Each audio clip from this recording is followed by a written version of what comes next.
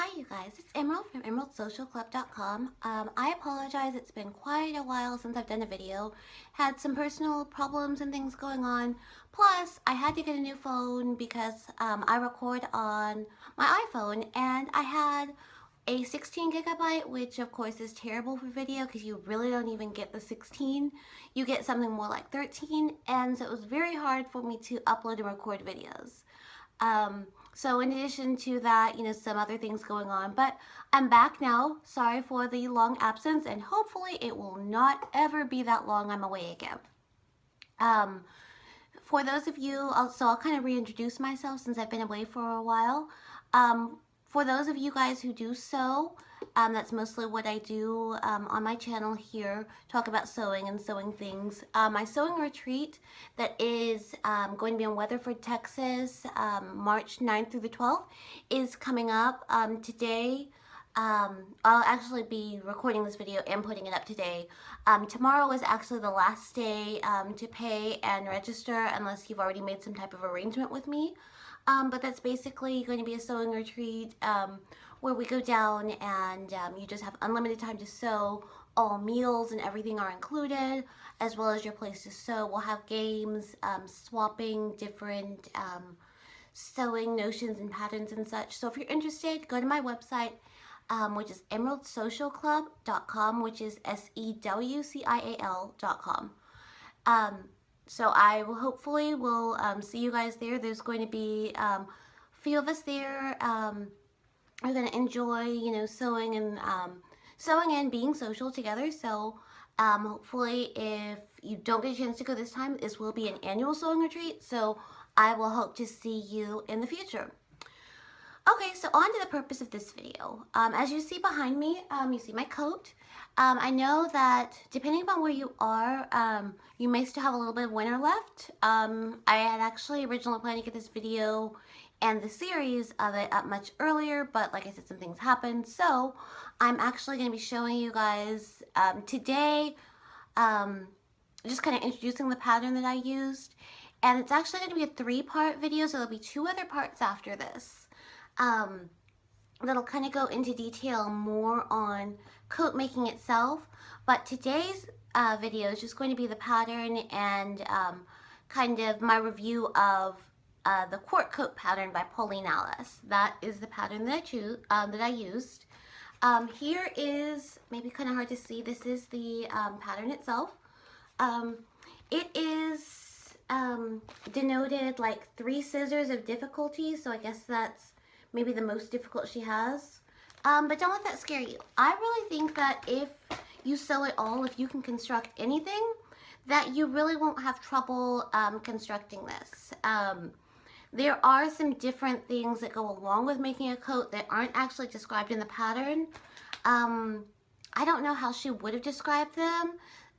It would have been quite a bit of difficulty. So I would say if you are looking at doing this coat pattern, or really probably any other one, that you do some research on some things on how you might go about constructing it for the pieces of like the inner lining, the underlining, and I will go over all of that. That's going to be more like in part 2 of this video. So like I said, this is going to be more of just a general overview of the pattern. Pauline, the pattern maker, actually has this, has a great tutorial for it online, which gives a little bit more detail than just the instructions that are in the package.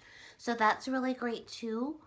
And there's also some options for variations for like wind flaps, I think she makes a short like motorcycle type jacket and uses a zipper. But those are going to be on the website, which I will link in my notes, but I believe it's just paulinealice.com. So as far as the pattern itself, I really think that the instructions, like I said, there are some things that she probably could have included, but there's a lot that goes into it, which it kind of varies on the type of coat you're making. If you're going to make a more warm winter coat, or you're going to make more of a trench coat. So I kind of think she kind of left that up to variation. As far as the sizing, I mean, it's pretty well explains what the sizes are here. It's listed. I know that's going to be horrible to try to see, but it's listed in like European sizes and US American sizes by your measurements. Of course, use your measurements. I knew the different measurements that I was going to have to. I knew which measurement I chose based upon my body measurements. I chose a US 38, which is like the second or third size that's in the pattern. And the only adjustment that I had to end up making was like a broad upper arm adjustment, but otherwise it turned out pretty well. I did start making a muslin, which I totally recommend. If you're going to spend the time doing a coat, which is going to be a lot of fabric, a lot of time, a lot of hand sewing on parts of it, definitely make a muslin so that you know that it's going to fit the way that you want it to, and you can have a good coat that's going to last you a long time. My muslin, and I'll actually insert the picture in somewhere around here.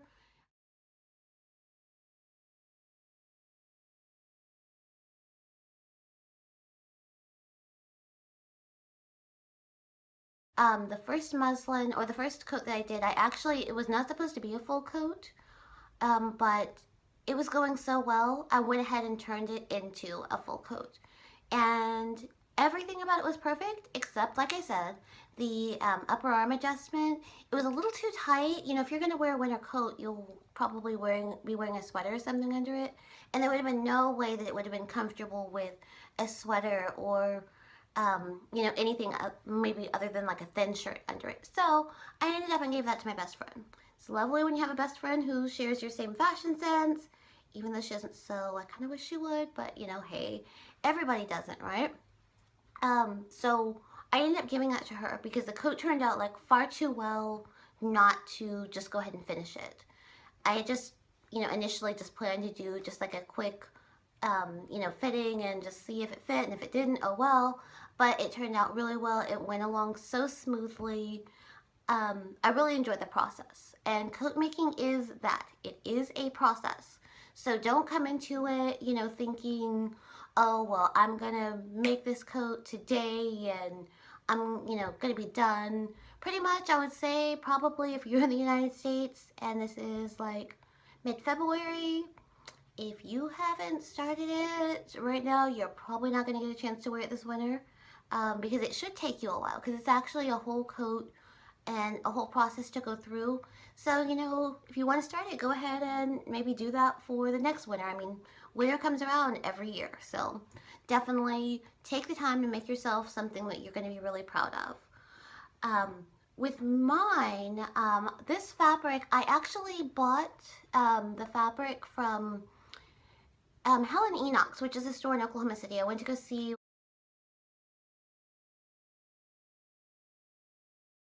one of my friends, Maria, up there, and I hardly ever buy fabric just to buy fabric. I always have a project in mind.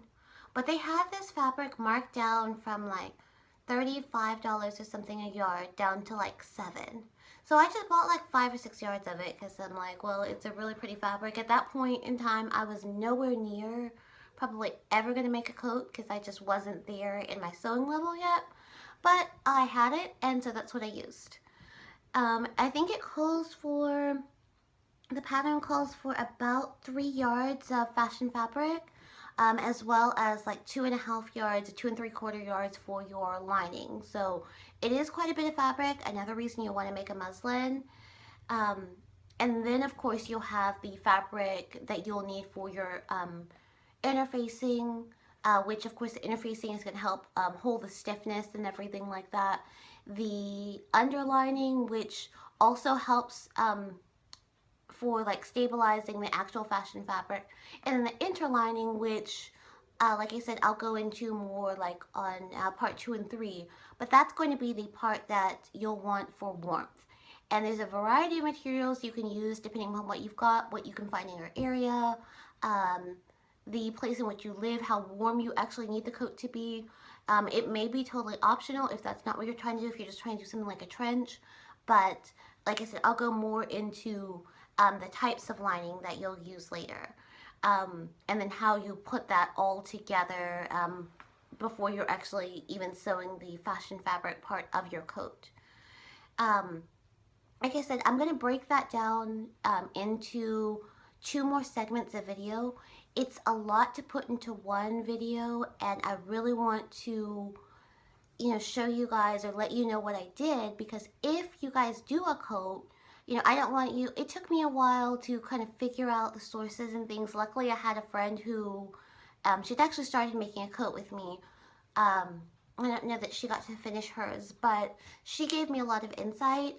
But it was kind of hard to go and find all the different resources and everything that I needed.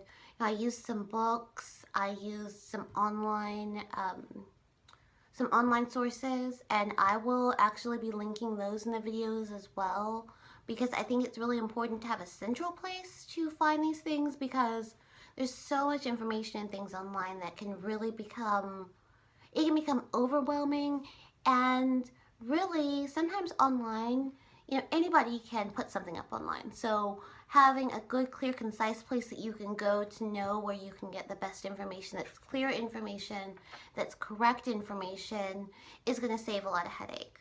So, like I said, look back for the next videos that will show you kind of a breakdown of the actual process of making the coat.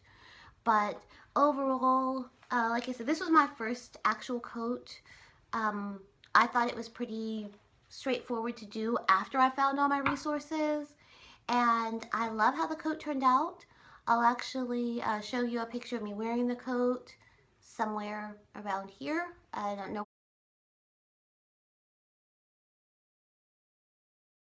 where that's going to pop up, but I love it. I like how it fits. I think I'm going to have this coat for a long time. It's definitely something that I'm proud that I put the work into, that I know that I'll be able to have. So it's definitely worth making a coat, whether you choose this one or maybe whether this is not quite your style and you choose something else. I do recommend it because it's going to be something that you can have. For however long you live, basically. I mean, that coat is so well made, it's something I could probably pass on to like my grandchildren or something. But like I said, other than that, check back for the next video. Like I said, if you are interested in sewing retreat or sewing lessons in the DFW area, please visit my website, emeraldsocialclub.com, and I will definitely reach out to you guys there. I'm also on Instagram, Twitter, Pinterest, Snapchat, all at Emerald Gina. So, please reach out and follow me there. And I will definitely be talking to you guys soon. Much sooner than later. Bye.